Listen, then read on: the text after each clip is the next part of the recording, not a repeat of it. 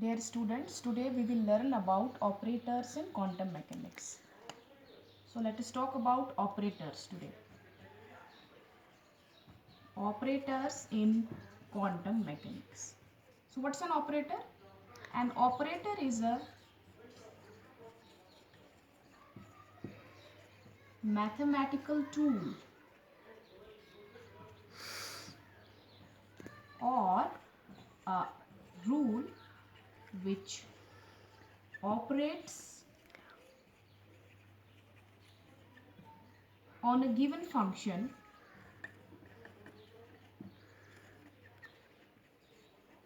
and changes it to some other function.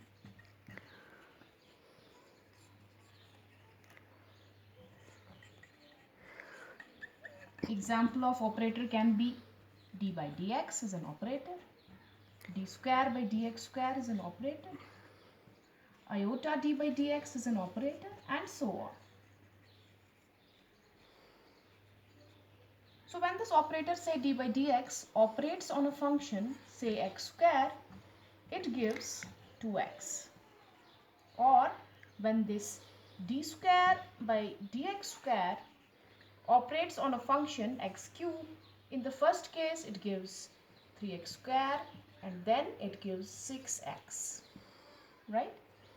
These are the things which are already known to all of us, but today we are trying to state them and interpret them differently. So operator is a mathematical tool. It has operated on a function which was previously dependent on the square of x, and now after the operation it is dependent linearly on x. So is the case here. Here it was dependent on the cube of x, now it is linearly dependent on x. So such mathematical tools are called as operators. Now in quantum mechanics, as I have told you already in the previous lectures, that every physical quantity, every observable has an operator associated with that. So to understand that, let us move back to the time dependent Schrodinger equation again. So that is del square h cross square by 2m, that 2 minus times, plus v of psi is equal to ih cross dou psi by dou t. But I told you that this is the total energy operator. Total energy. That means kinetic plus potential. So this was called as Hamiltonian.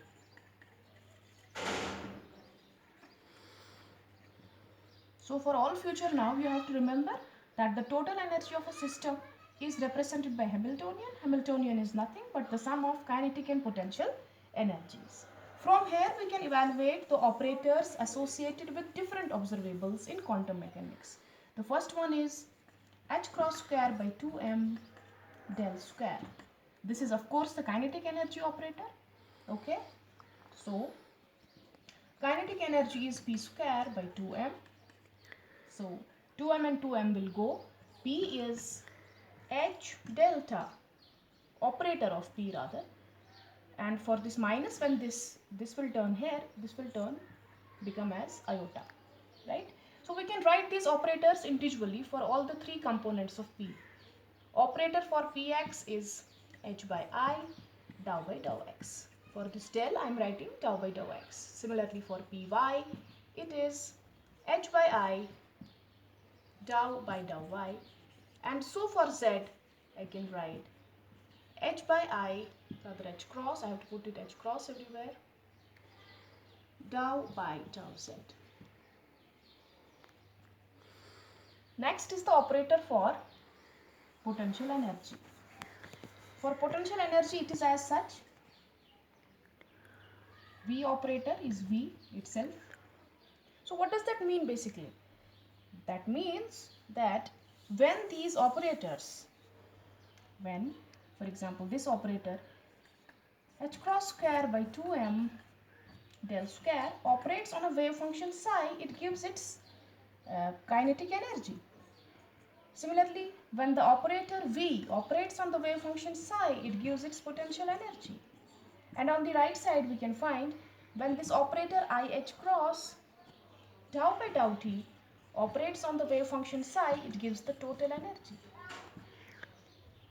Now for position operators, we can write it as position operator for x is simply x, for y operator is simply y, for z the operator is simply z, or in general for r the operator is generally r.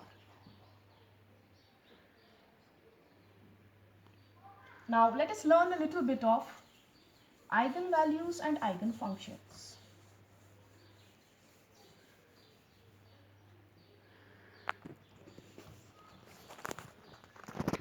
Eigenfunctions and eigenvalues.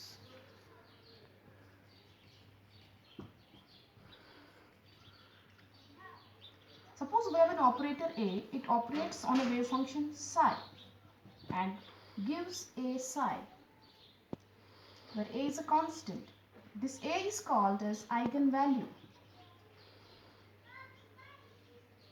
and this psi is called as eigenfunction.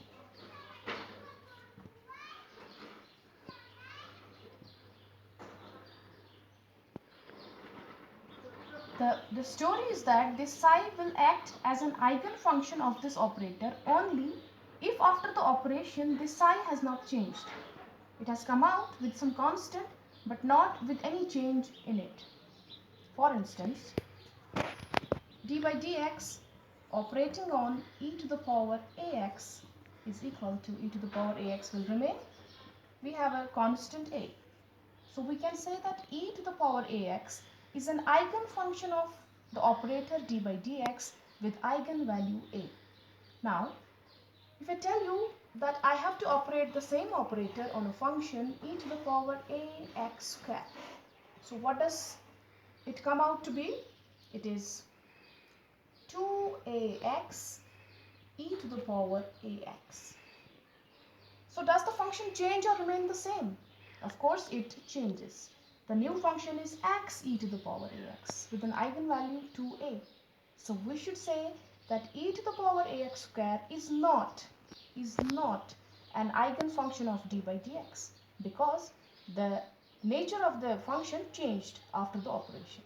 Now, if I write it this way, d by dx of ax plus b. So what does it come out to be? A only. So is this the eigenfunction of this operator? Of course no, because the function does not exist after the operation. Now if I write d square by dx square of ax plus b, in the first go I get a and then in the next go I get 0. Here I have a beautiful question. Do you think that this function can possibly be the eigenfunction of the operator d square by dx square? And the answer is yes. Because if we choose an eigenvalue 0, 0 multiplied by this function, that is ax plus b, it can be so that ax plus b is an eigenfunction of the operator d square by dx square with an eigenvalue 0. So I think we should finish here today.